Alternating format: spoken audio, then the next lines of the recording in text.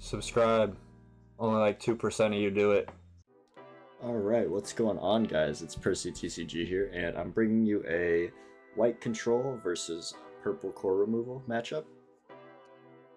This was a really grindy matchup, man. A lot of thinking and a lot of control shenanigans going on.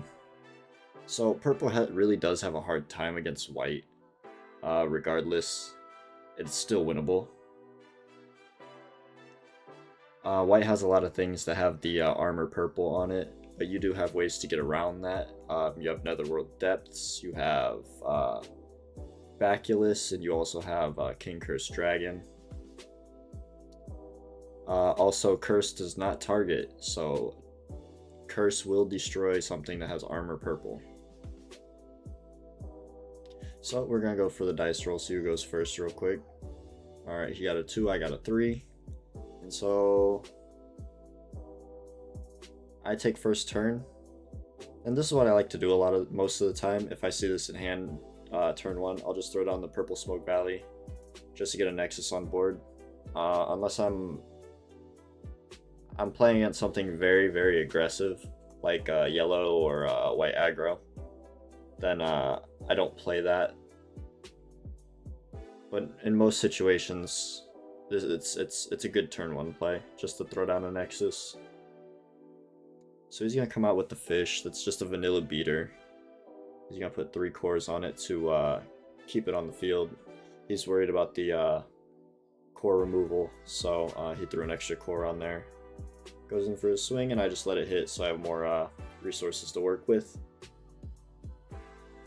Going into my turn, core step, draw step, refresh step.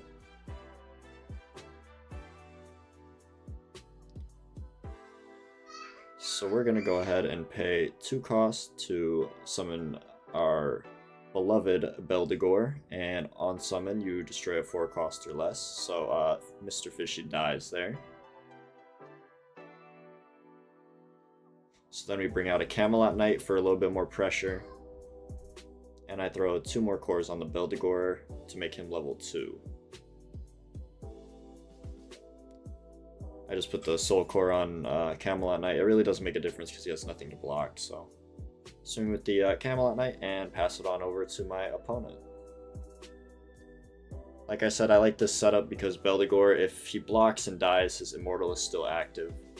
And the Camelot Knight, people don't want to block something with Curse because, I mean, it's a 1k body, and then you blow like your 6-7k body on it, then it's not worth it all. So we got another fish. He throws that bad boy on board, and I'm not too concerned about the fish just because it has no ability. It's just a vanilla. So he's debating on what he wants to do next. He knows that he wants to be careful going into this matchup because he doesn't want to disperse his cores too wide. If he disperses his cores too wide, then I could just go for a board wipe play or something. Something to get them cores off of those units to profit.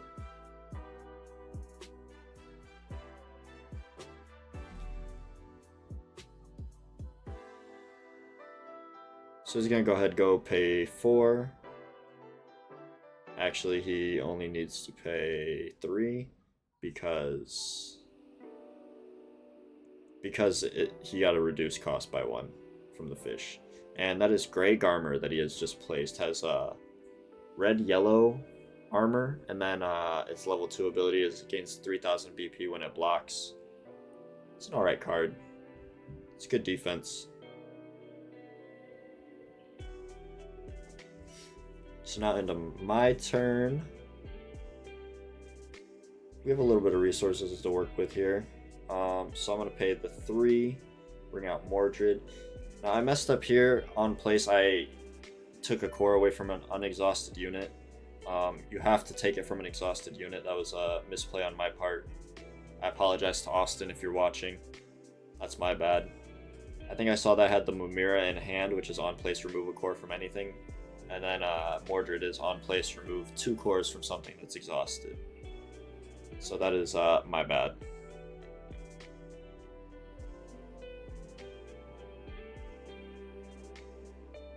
So now we have a pretty good board state.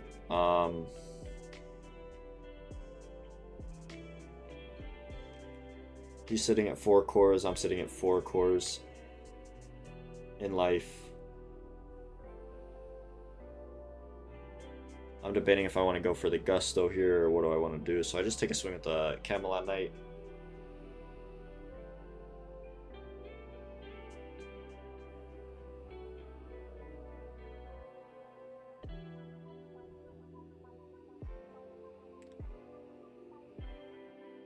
So now he's probably debating if he wants to block this with his fish or not. I mean, I don't think it'd be worth it for him to block with the fish here because he's going to lose it. So he has no... Oh, this is when he was asking a question about how curse works. Like, if you were to battle something and then something with curse is bounced before battle resolution, what happens? So I told him that if it's bounced before battle resolution, curse does not apply to the blocking unit because there is no battle resolution.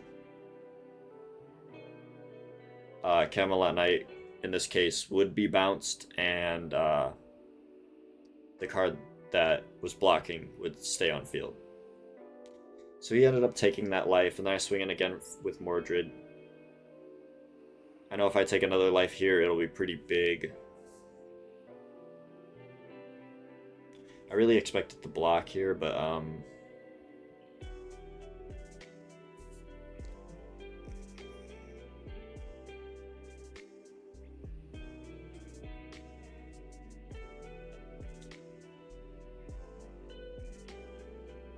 so he just takes that one as well. So I'll pass it on over to him, see what he can do. He has 8 cores to work with, I believe. 1, 2, 3, 4, 5, 6, 7, 8, 9 cores, sorry. He has 9 cores to work with after his core step.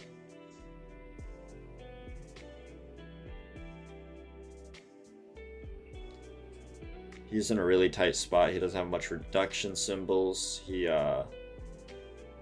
keeps getting these fish. He's getting a lot of cards that don't really do much for him.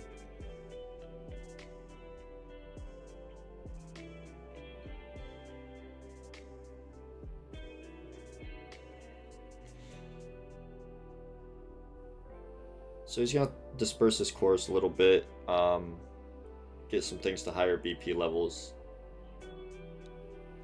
kind of give him a little bit more protection from the core removal.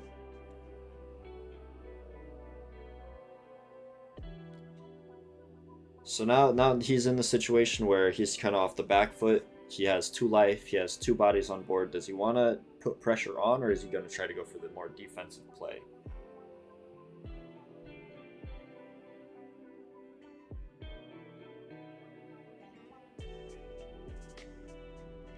So he's going to swing in here for my life. He's going to bounce the Beldegor back to hand.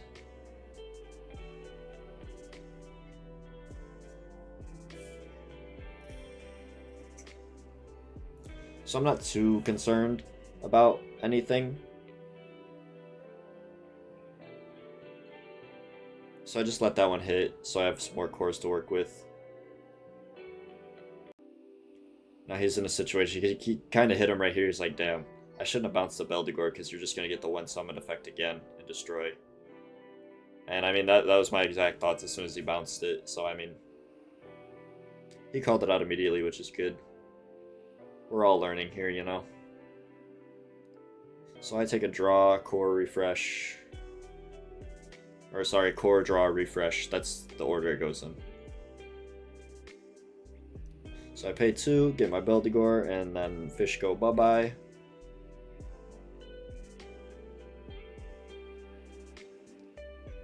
And then I go with the demo bones. Man, we just gonna call them demo gas from now on, alright? Because this card is actually... 1-cost cards are so much better than people think. So we swing in with the Mordred, strip 2 cores from him to make him a level... Or strip 1 core, sorry, from him to make him a level 1 now. Because he was 5,000 BP, now he's down to 3,000. So he's going to go ahead and suppression during his flash step. So it's going to give 3,000 BP to the his spirit there, and then we're going to angelic pressure to minus 3,000 from that unit. So essentially he didn't gain anything from it. He just can block from exhausted, and my Mordred has 4,000 BP. So 4,000 with 3,000, his spirit dies.